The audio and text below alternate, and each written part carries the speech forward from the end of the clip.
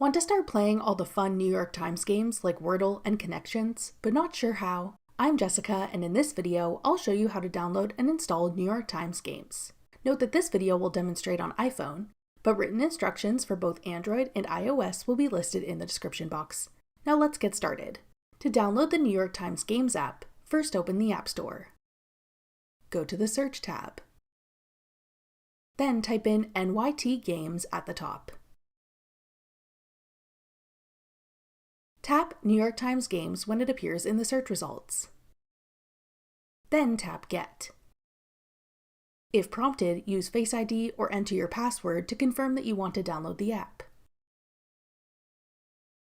Wait for the installation to complete. Then tap Open to start using New York Times Games. That's all it takes to download the New York Times Games app. Want to try out other mobile games? Check out this tutorial next. Click the video on your screen now to watch. Thanks for watching. If you found this video helpful, we'd love it if you'd hit the like button below and subscribe to our channel. We put out great new tech tutorials like this one every day.